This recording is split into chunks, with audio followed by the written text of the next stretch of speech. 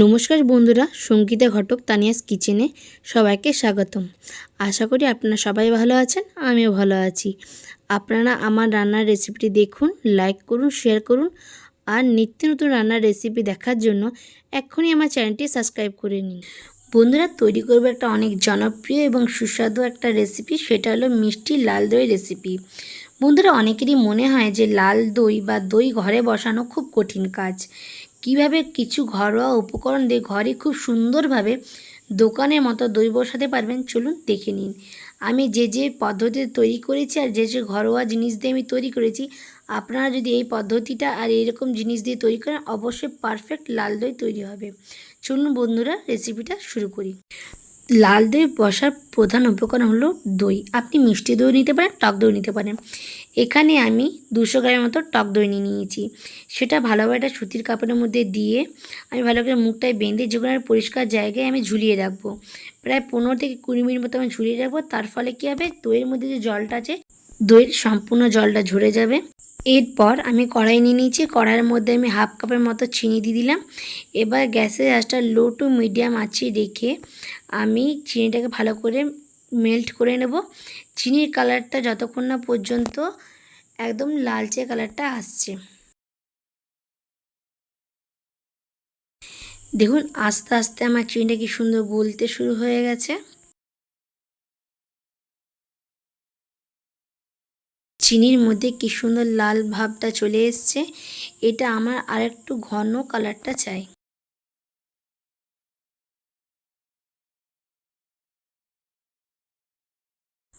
Perfect যে লাল কালারটা আমার প্রয়োজন, সেই লাল কালারটা চিনিটা গলে আমার হয়ে গেছে।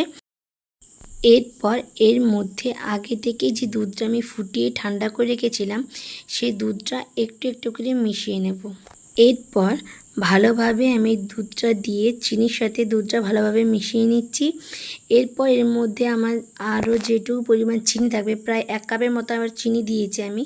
সেটা দেওয়ার পর প্রায় লো টু মিডিয়াম আঁচে করে দুধটাকে আমি ভালো করে একটু ফুটিয়ে নেব আর একটু ঘন করে নেব। মানে 3 কাপ যদি দুধ থাকে, সেটা আমি প্রায় 2 কাপের মতো করে নেব। এবার লো টু মিডিয়াম আঁচে আস্তে আস্তে আমার দুধটাকে আমি ঘন করে নিচ্ছি।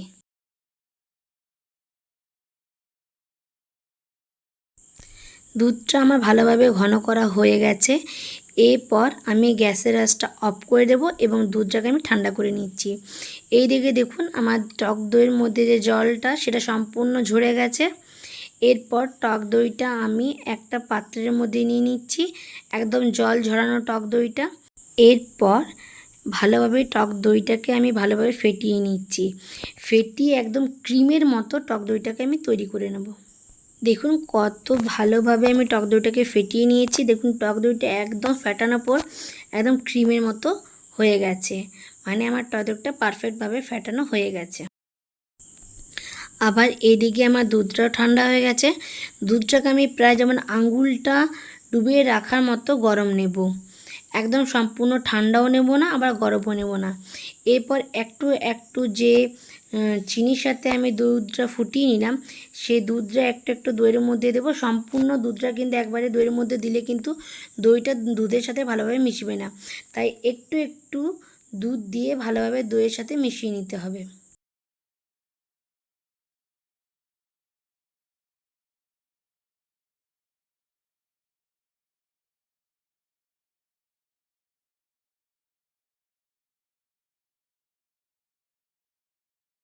দইয়ের মধ্যে সম্পূর্ণ দুধটা দিয়ে ভালোভাবে আমি দুধের সাথে দইটাকে ভালোভাবে মিশিয়ে নিচ্ছি। আমার ভালোভাবে দুধ আর দই ভালোভাবে মেশানো হয়ে গেছে। এরপর যে প্লাস্টিকের কাপের মধ্যে আমরা দই কিনে নিয়ে এসে খাই, সে জায়গায় তারপরে চীনামাটি কাপের মধ্যেও দুটোতেই আমি দই বসিয়ে আপনাদেরকে দেখিয়ে দিচ্ছি। আপনারা চাইলে স্টিলের জায়গাতেও কিন্তু দইটা বসাতে পারবেন।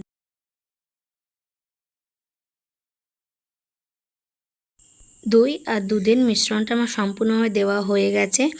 এরপর এগুলোর মুখগুলো আমি ভালোভাবে কাভার করে একটা গরম জায়গার মধ্যে আমি রেখে নেব।